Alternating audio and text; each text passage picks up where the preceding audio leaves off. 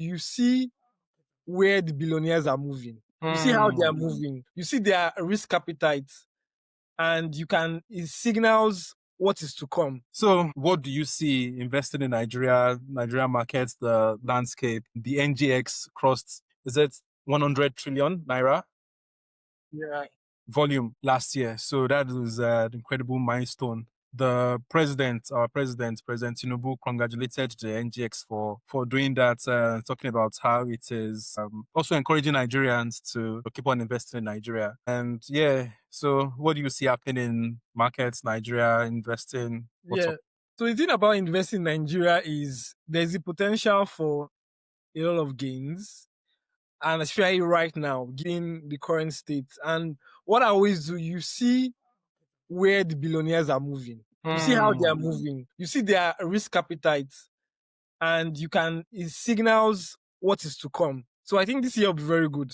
However, a note of caution: the way the current Nigerian exchange is structured, I'm not very confident in how transactions are done. In the sense that I don't, without saying too much, believe that of course there are gains there and there's opportunity. However, if you don't know, you can lose out. That's what I'm just saying.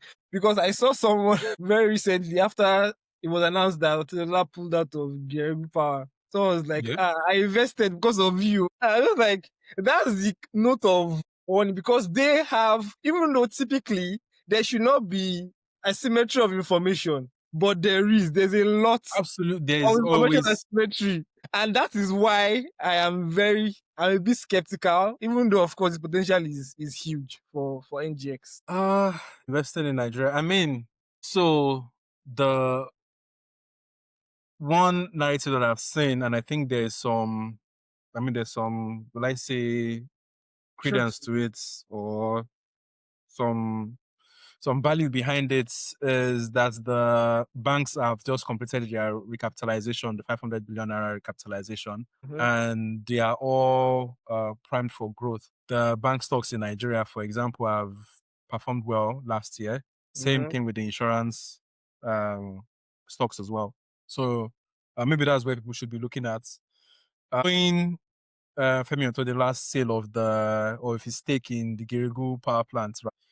One narrative that I've heard is that the potential that you will be increasing is stake in Yes, bank. First Hold Co, right? So the parent company of First Bank.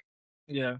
And just yesterday, he put out a statement where he, first of all, he gave kudos to the central bank and the president, and he's a billionaire. Of course, you have to do all of that. You have to play the game. That's the circle that he plays in. But one interesting outtake that I saw from that was his message to the CBN, asking that they increase the capitalization threshold for Oh, international banks to 1 trillion naira.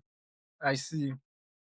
Like you said, there's always asymmetry of information, and I think probably that's where his next play is. First Bank, First Hold Co, and seeing him make that kind of request, asking the CBN to double the It the has threshold signals that they've just something. put out, right? I can see him making some big plays there.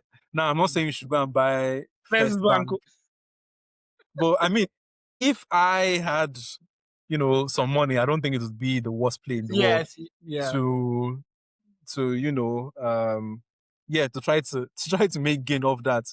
He's a savvy businessman. I have his book right here, and Yeah.